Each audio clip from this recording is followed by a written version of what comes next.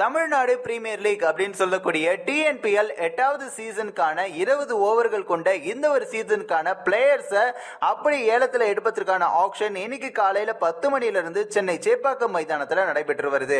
இந்த ஒரு ஆக்ஷன்ல ஏகப்பட்ட முன்னணி பிளேயர்ஸும் கலந்துகிட்டு இருக்காங்க. அது மட்டும் இல்லாம 675 பிளேயர்களும் இந்த ஒரு ஆக்ஷன்ல இடம்பெற்றிருக்காங்க.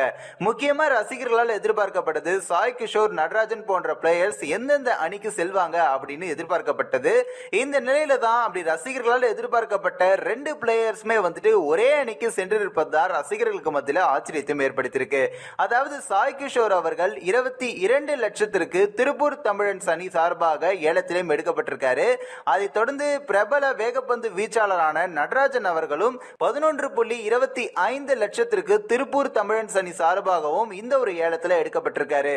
இந்த ஒரு செய்தி அப்படி ரசிகர்களுக்கு மத்தியில் பெருமளவு பேசப்படுது. அது மட்டும் இல்லாம இந்த ஒரு ஆக்ஷன்ல சஞ்சீவ் யாதவ், ஹரிஷ்குமார், அபிஷேக் தன்வார் இந்த மாதிரியான முன்னணி பிளேயர்ஸ் எந்தெந்த அணிக்கு செல்வாங்க அப்படின்னு ரசிகர்களாலும் பெருமளவு எதிர்பார்க்கப்படக்கூடிய ஒரு விஷயமாவும் இருந்துட்டு வருது.